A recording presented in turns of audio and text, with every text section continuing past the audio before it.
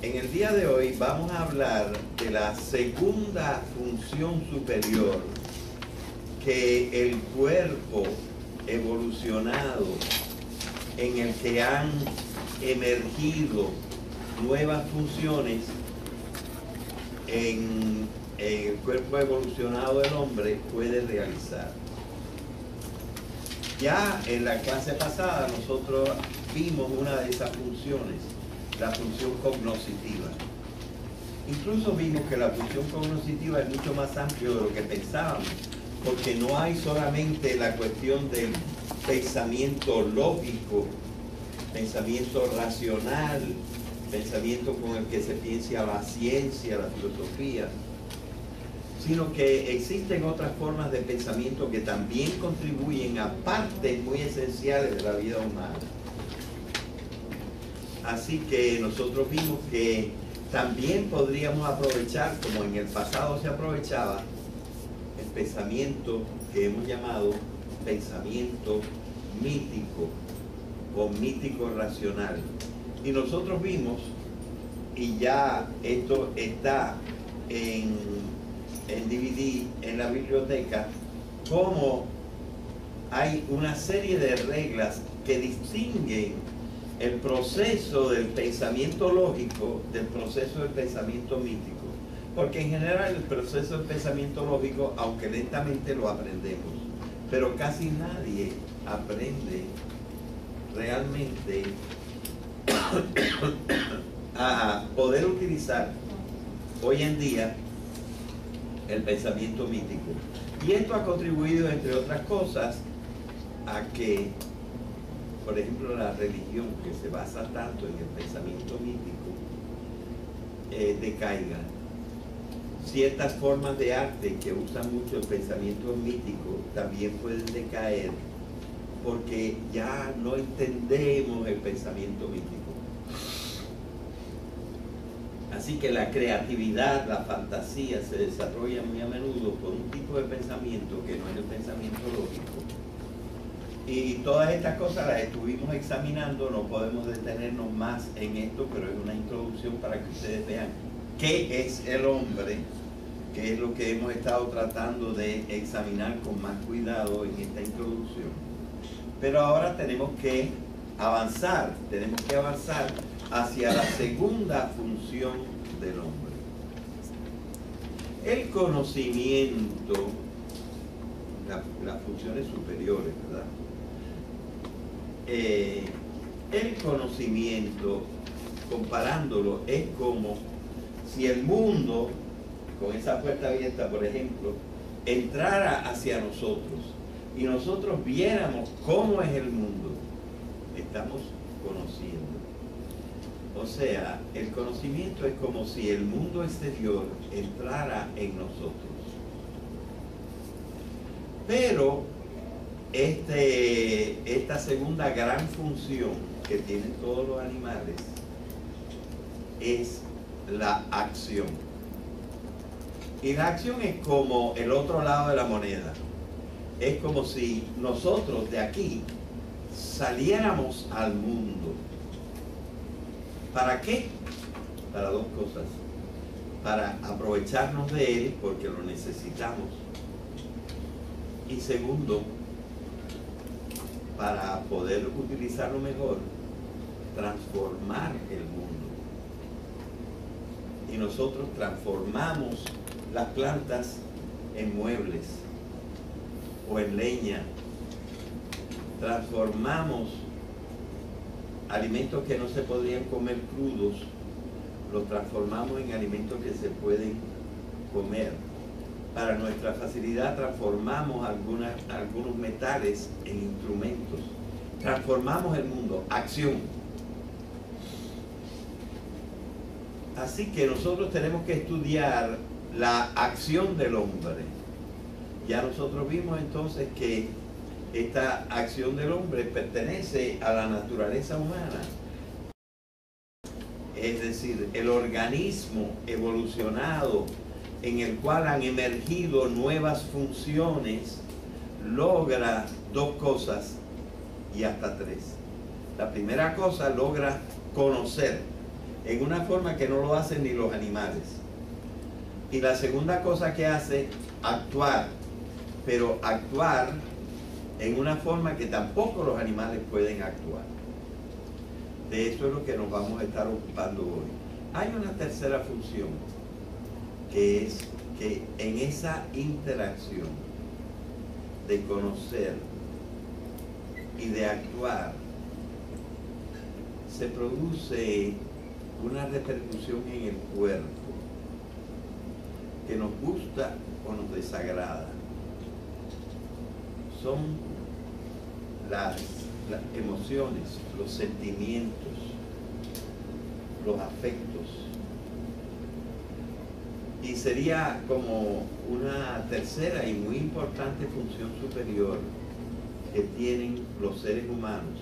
Acuérdense, estamos estudiando qué es el hombre. Y en el hombre vemos que dependiente de su cuerpo, pero sin embargo ya creando unos productos que no son materiales, como los pensamientos, como el trabajo, como los sentimientos, estamos utilizando nuestra naturaleza para vivir, y para vivir como hombres, como seres humanos. Así que vamos a tratar de ver un poquito qué cosa es esta acción humana. Lo primero que podemos decir que esta acción humana es una especie de expansión de lo que hacen los animales. Porque las plantas no actúan tanto, ¿verdad? No llamamos actuación el crecer, aunque es un movimiento, es un fenómeno, es algo que se produce, sirve, pero no lo llamamos acción ordinariamente, porque la acción la consideramos más bien la acción animal. Nosotros compartimos la acción con los animales, pero también tenemos unas acciones que los animales no pueden hacer. Y así, para dividir nuestro estudio, nosotros podríamos decir que los animales actúan de dos maneras. Y nosotros podemos actuar de tres maneras. Y eso es lo que vamos a estudiar. Los animales, incluso animales bastante simples, prácticamente todos los animales tienen unas acciones que en general las pudiéramos llamar automáticas, pero que con una palabra un poquito más exacta en psicología la llamamos acciones reflejas. Por ejemplo, en todos los animales el alimento tiene que llegar a todas las partes del animal y algo tiene que bombear esas partes. Tiene que haber algo que cuando es un poquito más exacto ya es el aparato circulatorio, ¿verdad? Para llevar la sangre que carga alimento a las diferentes partes del organismo. Pero tenemos simplemente que casi todos los animales tienen algo que es comparable al corazón. Entonces el corazón tiene que latir. Y para latir, el animal no tiene que estar pensando, ay, me tengo que recordar que tengo que hacer latir mi corazón. Nosotros tampoco nos tenemos que recordar, ni los perros se tienen que recordar de que su corazón está latiendo, de que tienen que estar todo el tiempo respirando, de que para ir a algún lugar tienen que poner en marcha sus músculos, por lo que tenga lugar de músculos en los otros animales. Estas son acciones que podemos llamar automáticas o reflejas. También si algo me pica, yo saco la mano. Esa es una acción refleja.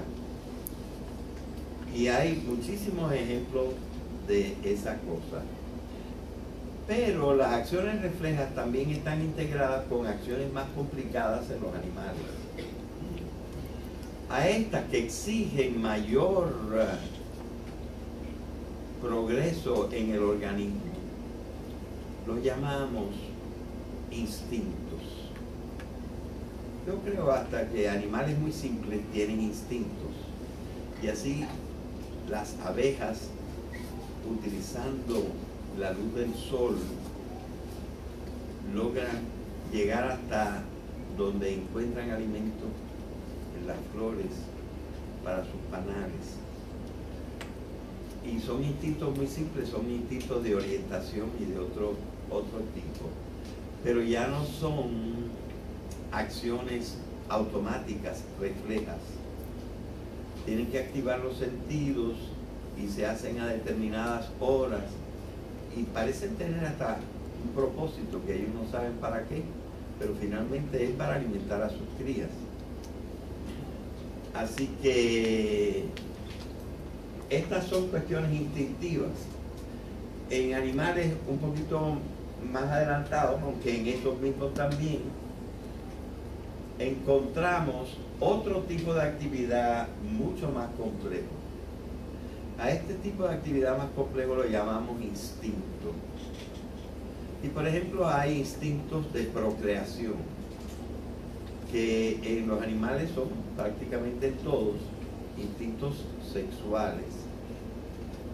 Y así nosotros vemos que en determinado momento del año vemos que los perros van juntos con las perras y los perros parece que huelen unas feromonas que salen de las perras y eso activa parte de las glándulas de los perros y los perros entonces desean montar a las perras y van en grupo para ver cuál se monta en la perra, pero entonces se les declara otro instinto, el de agresividad contra los otros perros que les quieren salir adelante y aprovecharse de la perra antes que ellos.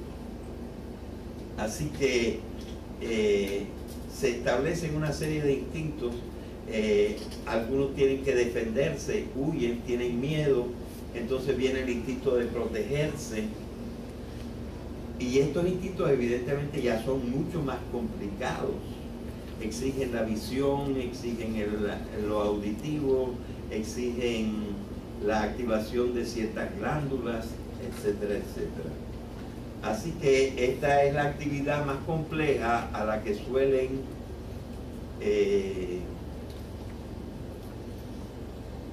llegar los animales. Es verdad que algunos animales, pero esto exige ahora la enseñanza, el entrenamiento de parte de los hombres, que para que realicen ciertas acciones que ellos no realizarían por su propia cuenta, a menos que nosotros intervengamos, pues entonces nos tenemos que entrenar, forzar. Hemos aprendido cómo funcionan los instintos y entonces los llevamos a reaccionar a los instintos con señales que nosotros les damos, de voz, señales de aparatitos y cosas por el estilo, entrenamiento para que tengan un hábito de que a qué hora van a hacer tal cosa y así por el estilo. Y esa es la vida de acción de los animales. Como vemos, esta acción se divide en una acción, eso está encendido ya así, en una acción refleja y en una acción instintiva.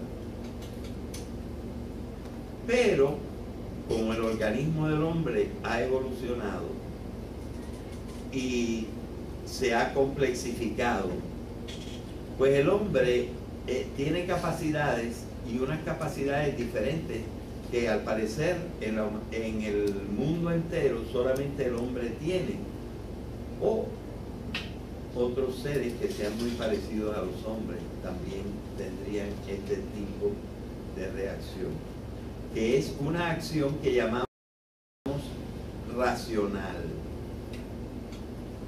Por ejemplo, A los animales nunca se les ocurre lavarse los dientes. Pero nosotros comprendemos que tenemos que mantener la limpieza por varias razones. Entre ellas, para poder besar con comodidad. O para cualquier otra cosa tenemos que tener la boca limpia, no apestosa. Y para que no se nos pudran las muelas, que no le salgan caries. Entonces, esta acción no está organizada como se organizan los instintos, y menos está organizada como se organizan los reflejos. Exige una forma muchísimo más compleja. Este tipo de acción nosotros la tenemos que pensar y decir, bueno, lo voy a hacer cada día cuando me levante, porque así no me voy a olvidar y así tengo mi boca limpia desde que me voy a ingerir los alimentos, etc. Y luego a lo mejor lo repetimos por la noche. Y evidentemente hemos planificado el día. Hemos dicho, caray, hoy es miércoles, me toca la clase. Y entonces nos organizamos. Y toda esta acción es una acción muchísimo más compleja. A esta acción la llamamos la acción racional. Ahora nosotros nos preguntamos, ¿de dónde nos sale todo eso? Señores, de lo que estuvimos hablando desde el principio y desde hace mucho tiempo, desde el principio de este cursillo.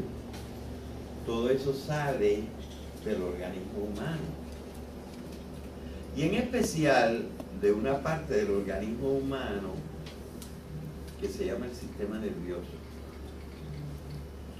Este sistema nervioso está en esencia desde animales muy sencillitos, y en los embriones de casi todos los seres hay como 3 capas. Una capa que se llama el ectodermo,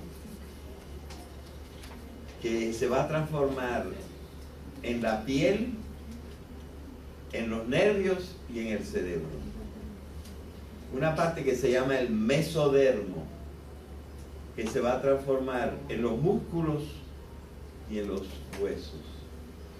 Y una parte que se va a llamar el endodermo, que se va a transformar en los diferentes aparatos respiratorios, circulatorios, digestivos y otros de purificación, inmunología, etcétera, que tenemos nosotros en el cuerpo. Ahora, en realidad, la acción depende más que nada del sistema nervioso. Y entonces nosotros bien vemos que mientras más se va desarrollando el sistema nervioso en los animales, mayor cantidad de acciones pueden realizar. Así que nosotros nos damos cuenta que la acción está dependiente del cerebro. Pero que el cerebro tiene una serie de ramificaciones que invaden todo el cuerpo, que son los nervios, ¿verdad? Los nervios que llegan hasta las puntitas de extremidades de nuestra biología, pero que van a reportar todas al cerebro. Así que nosotros tenemos que ver que toda la acción, pero en realidad no solamente la acción, sino también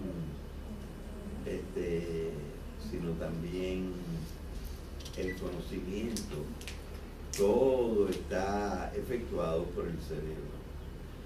Entonces vamos a tener que examinar un poquito más el cerebro.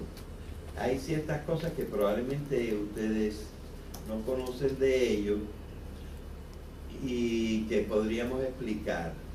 Y es que el cerebro, precisamente cada una de esas 3 tipos de acciones, la acción refleja, la acción instintiva y la acción consciente o racional,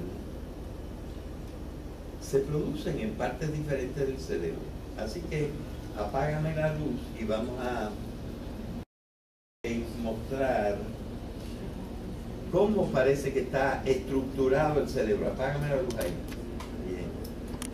Ahí ven ustedes entonces un cerebro que como que está dividido en tres. Tiene como tres secciones. En este dibujo el cerebro está representado nada más la mitad del cerebro. Está representado el hemisferio derecho, porque la frente está para acá. Así que ese es el hemisferio derecho del cerebro. Y vemos, ¿qué te pasa, Cordero? Pensando en el corte ¿Ah? del cerebro. ¿Cómo? El corte del cerebro. Sí, pero ¿qué te pasa que estás hablando ahí todo el tiempo? Ya estamos hablando de eso, que hay de 5 clases que cogemos hoy, 4 no han hablado de lo mismo. Ah, sí. Qué bien. Bueno, esto es lo que llaman el cerebro triuno. Pero no está desarrollado en la misma proporción en todos los animales. Así, por ejemplo, los reptiles tienen casi completo la parte colorada. Pero las otras partes son como unas capitas. Por ejemplo, los reptiles agreden en una forma diferente de los demás animales. Los demás animales controlan a veces la agresión, calculan si van a ganar, si no van a ganar, etc. Pero los reptiles se lanzan, tienen pocos frenos y se lanzan a la acción. Bueno, ese es el cerebro que llaman reptil. Y lo particular de esto es lo siguiente. Enciéndeme un momentito ahí. Enciende un momentito. Lo que pasa es esto, que en cada una de las partes del cerebro hay un circuito. Es decir, sube hasta el cerebro por un nervio, sube la información en forma de energía. ¿Qué pasa? No, me estoy adelantando un poco, pero no podríamos decir que ciertas emociones como felicidad, enojo, agresividad podrían salir de las tres partes del cerebro. Bueno, salen de la segunda más. Vamos a empezar por la primera. Y entonces llega hasta la médula espinal, a la parte de arriba, médula oblonga, y allí la parte informativa se conecta con la parte motora, y entonces de allí mismo, sin subir más arriba en el cerebro, baja hasta una parte comunicándose con aquí, por ejemplo, a retirar los músculos para que no me siga picando la punta del dedo, ¿verdad? De manera que nosotros tenemos que vamos a tener tres circuitos en el cerebro, y el primer circuito es más breve y se usa para las cosas más urgentes, para las cosas rápidas, para las cosas mecánicas, las cosas automáticas, las cosas reflejas. Y eso está en todos los animales, porque todos los animales necesitan eso para vivir, que su corazón esté funcionando, que respiren, etc. De manera que esas cosas van y vuelven rápido y lo hacen bastante automáticamente. Pero también incluyen los músculos e incluyen ciertas cosas de los sentidos, ¿verdad? Ahora, esos mismos circuitos, como los nervios tienen muchas ramificaciones, siguen para arriba y pasan a la segunda parte. La segunda parte es mucho más complicada, tiene muchos más nódulos, cuerpecitos, lugares que se llaman surcos, tienen muchísimas pequeñas, parece como un manojo de frutitas que uno tiene dentro, por arriba del cerebro reptil. A esta parte, desde hace unos 80 o 100 años, lo están llamando el cerebro o el sistema límbico. En realidad el limbo quiere decir el borde. Pero ¿el borde de qué? Pues el borde del cerebro reptil, por arribita del cerebro reptil, pues tenemos el sistema límbico. El sistema límbico permite cosas como la memoria. Entonces no hace falta que la primera almendra te haya caído en la cabeza. Digo, ya la memoria te recuerda, si estoy debajo de un árbol de almendra, tengo que tener cuidado que no me caiga una en la cabeza, que me va a doler un poco. Y entonces yo empiezo a tomar precaución. La memoria, los sentimientos, una serie de precauciones, los instintos, de allí es que parten los comandos del chisguete de algunos neurotransmisores para activar las diferentes glándulas y cosas por el estilo. Así que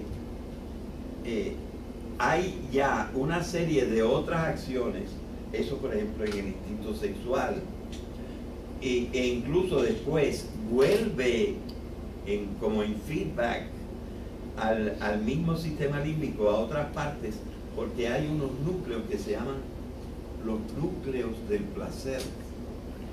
Hay como 2 o 3 que están precisamente en este sistema límbico. Y entonces estos núcleos del placer te dicen cuánto tiempo tú vas a estar en esa actividad, y cuando dices, ya comí, o ya me acosté con la perra, el perro con la perra, ya la satisfacción hace que baje el impulso. Es decir, toda la parte instintiva está más bien desarrollada con cosas que después nosotros utilizamos para funciones superiores como la memoria y otras cosas, pero todo está en esa parte central que se llama el sistema límbico. Pero también del sistema límbico suben hacia arriba, hacia la última parte del cerebro humano. Todos los animales tienen las 3 partes, pero la proporción es diferente. Es decir, hay unos animales que tienen el sistema reptil así, grande, y entonces aquí tienen como unas capitas del sistema límbico y un puntito del sistema de corteza cortical, el sistema cortical, la corteza del cerebro. Pero en el hombre la proporción es inversa. En tamaño, la parte más grande es la parte cortical. La parte mediana tiene también tamaño mediano, y la parte de la médula es proporcionalmente menor que las otras 2 partes. Y todo está comunicado. Y entonces en la parte, el cerebro, sobre todo la parte cortical, está completamente dividida en 2 por una línea así, que nada más está atravesada por los axones de las neuronas, formando el cuerpo calloso, pero que están correspondientes. El lado que está acá también está acá. Y esta parte tiene, además de ese surco central, tiene unos surcos un poco más pequeños, así, de cada lado. Entonces, la parte de atrás sirve para la función cognitiva. La parte de delante sirve para la función motora. O sea, lo que en la médula espinal era nada más la mitad que sube y la mitad que baja, aquí ya tiene partes, ¿verdad? Y entonces las diferentes funciones están localizadas. Por ejemplo, las funciones de la visión. Por cierto, no sé si saben, a lo mejor esto no te lo dijeron, Cordero, que los ojos que están afuera salen progresivamente del cerebro. Es como una parte del cerebro que ha llegado hasta la superficie de nuestro cuerpo, pero tiene la misma estructura y las mismas conexiones que el cerebro. pero desde aquí de la parte delantera las cosas visuales se van a procesar en la parte occipital del cerebro, pasando por una especie de lazo que se forma aquí y sigue hasta atrás. Entonces, en la parte occipital del cerebro se van componiendo las diferentes cosas: la orientación, la posición, el equilibrio, el color, la forma. Cada una es percibida y uno se da cuenta en alguna parte especial. Otra parte es así, comunica con el sentido del oído. Y entonces se va integrando hasta que nosotros decimos, mira, un pajarito. Pero ese pajarito se formó en 17 diferentes lugares hasta que nosotros pudimos verlo, ¿verdad? Es la integración del cerebro que va funcionando y entonces se conoce. Bueno, toda la parte de atrás del cerebro es para el conocimiento. Incluso como el lenguaje exige por una parte conocimiento y por otra parte acción, tiene dos lugares. Un centro que se llama el centro de Wernicke, que se ocupa de la sintaxis, el orden en que vas a poner las palabras, y una parte de atrás para, por ejemplo, la morfología y la fonología, que se llama el centro de Broca, y tienen que tener relaciones la una con la otra, ¿verdad? Y están del lado izquierdo del cerebro para la lengua nativa, la lengua materna, mientras que la otra parte que está igualita en el lado de acá, ordinariamente la usamos para las lenguas que vamos adquiriendo. Pero este fenómeno solamente ocurre en el hombre, porque el animal, como tiene menos funciones, puede dejar que más espacio sirva para cada función. Entonces, tenemos todas esas cosas en la corteza cerebral, que por cierto tiene 6 capitas, 6 capas la corteza cerebral. Delante del surco, no me acuerdo ahora cómo se llama ese surco, no sé si alguno de ustedes lo recuerda, el surco equilateral. En este momento no recuerdo el nombre, pero delante... ¿Ah? ¿Tú dices la sutura o la...? No, el surco. El corte. Sí. No, pero ese es corte, no se trata del corte, se trata del surco. Es decir, el surco es un hundimiento, ahí hay como una cosa que penetra hasta el cuerpo calloso. Tiene el nombre de un hombre que lo descubrió. Bien, pero la parte de adelante sirve para la parte motora. Para la parte motora. Y por ejemplo, las decisiones, que son de las acciones más complejas del hombre, están en la parte frontal. En la parte frontal. Y los pensamientos sobre la intimidad y eso también están ligados con la parte frontal. Así que nosotros vemos que el cerebro humano, emergido, evolucionado del sistema animal y emergido a nuevas funciones, va desarrollando y puede desarrollar otras funciones que son las funciones que nosotros llamamos racionales, como la de limpiarnos los dientes o la de hablar. Así que todas estas cosas forman parte de la acción humana. Claro, nosotros en la naturaleza humana lo más que tenemos que estudiar son la conducta racional. Conducta es el conjunto de la acción de Silvio, ¿no? De Rolando.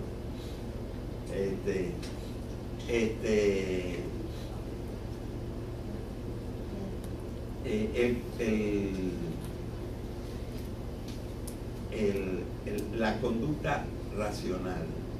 Conducta quiere decir el conjunto de la acción. Así que el ser humano tiene tres formas de actuar. La conducta refleja, de la cual no es responsable, porque su corazón late sin que él lo diga o lo sienta. Aunque esa conducta refleja, por ejemplo, puede ser alterada por la conducta instintiva, las emociones que aceleran el bombeo del corazón. ¿Cómo se llama esa conducta? Esa se llama la conducta primera, es la refleja. Pero la conducta refleja también es influenciada por la conducta instintiva. Cuando te provoca unas emociones y las emociones inciden sobre la conducta refleja y te la alteran. ¿Podemos decir que la acción refleja puede ser en parte involuntaria también? Es completamente involuntaria. A veces nosotros podemos tener alguna pequeña acción. Y por ejemplo el yoga y otras cosas son como para forzar a la conducta refleja a tomar ciertas actitudes y cierto ritmo y cosas por el estilo. Se pueden acostumbrar, pero son totalmente involuntarias, o sea, eso es lo que me refiero. Sí, pero tú puedes como Manipularlas. influirlas. La yoga la manipula, más o menos. Sí, le puedes llamar manipulación si tú quieres. Si con un pensamiento, una idea, consciente o inconsciente, yo puedo acelerar mi corazón o desacelerarlo, como ocurre en la psicología, podría pasar que por un motivo de no querer vivir o algún tipo de pensamiento tú podrías dejar o hacer que tu cerebro deje de mandar señales al corazón y dejar que palpite. Bueno, yo creo que directamente no, pero a través de influencias de otras cosas puede afectar hasta cierto punto. Pero sí, por ejemplo, la respiración tú puedes alterarla y hacerla un poquito más artificial. O sea, hay algún medio de que no actúe simplemente con la parte refleja, sino que actúe con la parte voluntaria, ¿verdad? Y también la parte instintiva te la altera. Tú no respiras lo mismo cuando estás en la lucha, en la agresividad, que cuando estás tranquilo. Ni tampoco en la actividad sexual se respira de la misma manera que cuando uno está tranquilo, sentado, leyendo. De manera que siempre se influyen unas con otras, ¿verdad? Bien, pero tenemos entonces la conducta más especial que nosotros tenemos que considerar en el hombre, que es la conducta racional. Ordinariamente esta conducta racional, aunque también la instintiva, la agrupamos en hábitos, hacemos hábitos para repetirla y descargar así un poco la responsabilidad de estar ocupándonos. Ya sabemos que al levantarnos nos vamos a lavar los dientes, vamos a desayunar y ya tenemos una rutina, ¿verdad? Pero en el fondo esto lo tenemos que organizar en un momento, o nos ayudan a organizarla otros, ¿verdad? Los padres, etcétera, nos ayudan a organizar en hábitos nuestra conducta racional. Ahora bien, yo creo que hay una serie de verbos de los que tenemos que estar conscientes para darnos cuenta de cómo funciona la conducta. Porque fíjense, la conducta es la función principal del ser humano, de la persona humana. Uno no es tan responsable de qué cosa pueda pensar, pero todo el mundo tiene que ser responsable de su conducta. Y la sociedad tiene también que, si la gente no aprende rápido a mantener su conducta en una forma, la sociedad lo va obligando, lo va constriñendo, lo va obligando a actuar de una determinada manera. Así que lo principal y lo que da mérito a la vida no es lo que uno sepa, es lo que uno hace. Y como se dice, al final de la vida nosotros vamos a ser juzgados por nuestras acciones, no por cuánto hayamos sentido ni por cuánto hayamos pensado, sino por cómo hemos actuado. De manera que conviene ver como una progresión que hay de los verbos que nos hablan de la conducta. En general, el primer verbo que podemos hablar es el de actuar o la acción, pero vamos a poner actuar. Fíjense que el actuar se convierte también en hacer, porque hacer es para afuera. La actuación es con el propio cuerpo, etc. La acción es influyendo hacia afuera. Entonces, en el ser humano, esto está muy organizado en general en el trabajo, ¿verdad? Pero el trabajo necesita propósitos. Voy a trabajar para comer, voy a trabajar para prepararme, voy a trabajar para trasladarme, etc. Necesita un propósito, proponerse. Bueno, antes de sí, proponerse. Pero para proponerse hay un proceso interior que hacer, y ese proceso interior lo podemos llamar la decisión. A veces no es posible la decisión individual. Entonces la acción tiene que estar concertada.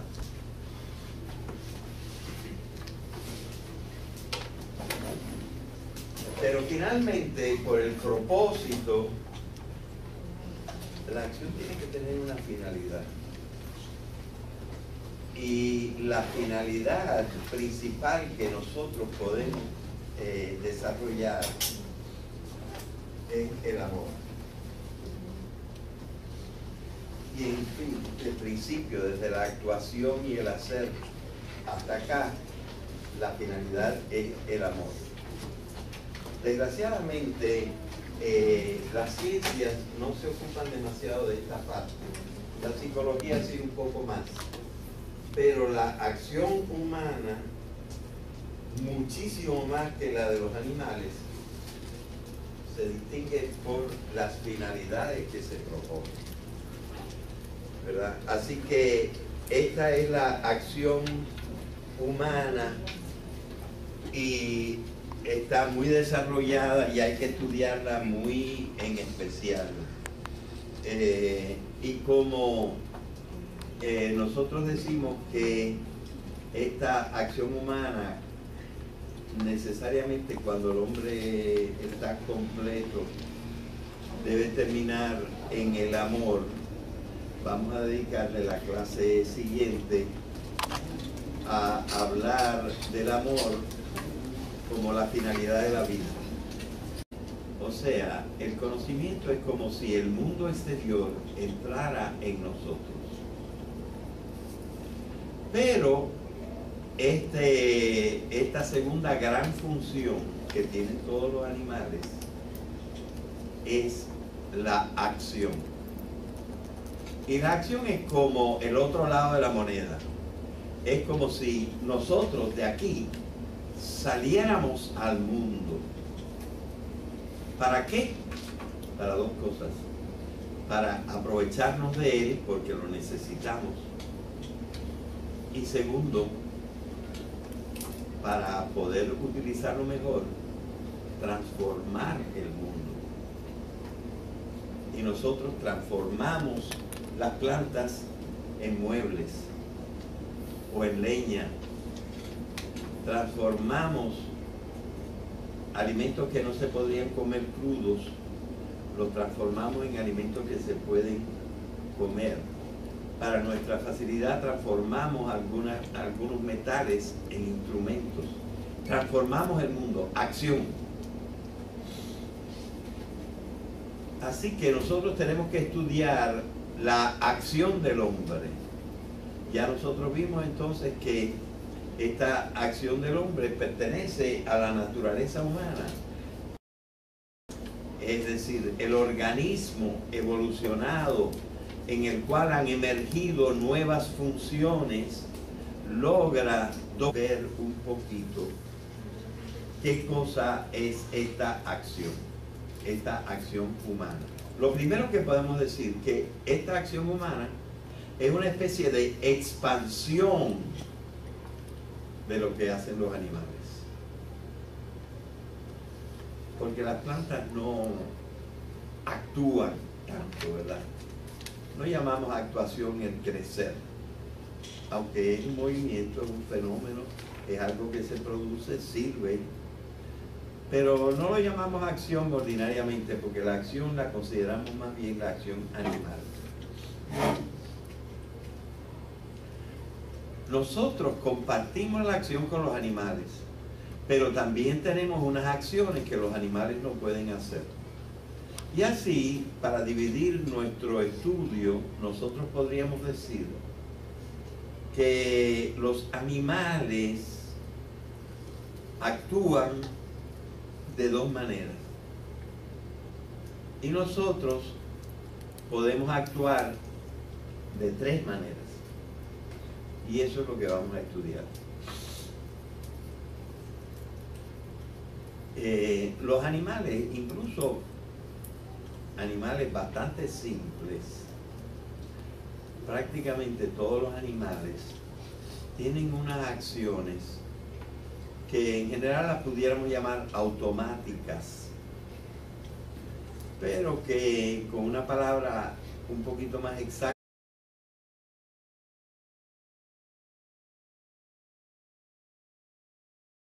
en el día de hoy vamos a hablar de la segunda función superior que el cuerpo evolucionado en el que han emergido nuevas funciones en el cuerpo evolucionado del hombre puede realizar. Ya en la clase pasada nosotros vimos una de esas funciones, la función cognoscitiva. Incluso vimos que la función cognoscitiva es mucho más amplio de lo que pensábamos, porque no hay solamente la cuestión del pensamiento lógico, pensamiento racional, pensamiento con el que se piensa la ciencia, la filosofía, sino que existen otras formas de pensamiento que también contribuyen a partes muy esenciales de la vida humana. Así que nosotros vimos que también podríamos aprovechar, como en el pasado se aprovechaba, el pensamiento que hemos llamado pensamiento mítico o mítico racional. Y nosotros vimos, y ya esto está en DVD en la biblioteca, cómo hay una serie de reglas que distinguen el proceso del pensamiento lógico del proceso del pensamiento mítico. Porque en general el proceso del pensamiento lógico, aunque lentamente lo aprendemos, pero casi nadie aprende realmente a poder utilizar hoy en día el pensamiento mítico. Y esto ha contribuido, entre otras cosas, a que, por ejemplo, la religión, que se basa tanto en el pensamiento mítico, decaiga. Ciertas formas de arte que usan mucho el pensamiento mítico también pueden decaer porque ya no entendemos el pensamiento mítico. Así que la creatividad, la fantasía se desarrolla muy a menudo por un tipo de pensamiento que no es el pensamiento lógico.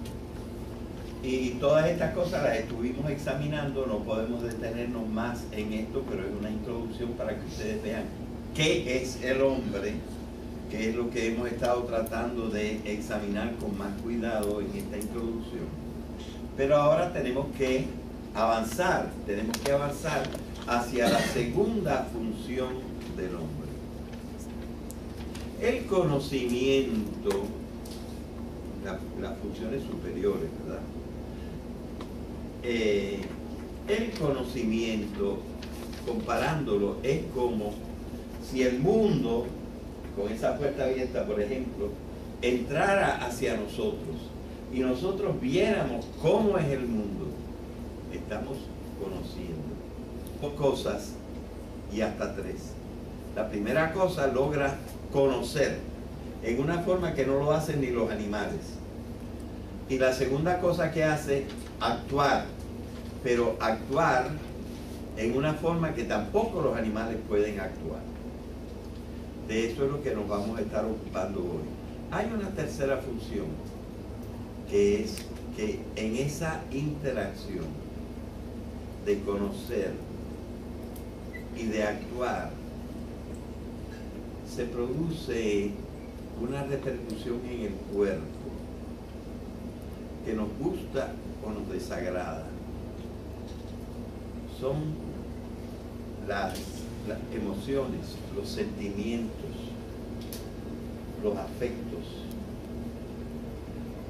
Y sería como una tercera y muy importante función superior que tienen los seres humanos. Acuérdense, estamos estudiando qué es el hombre.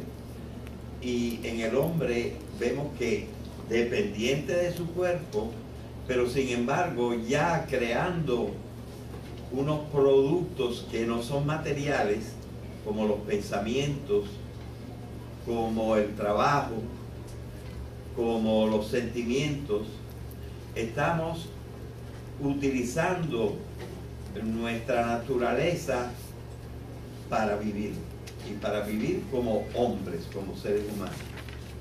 Así que vamos a tratar de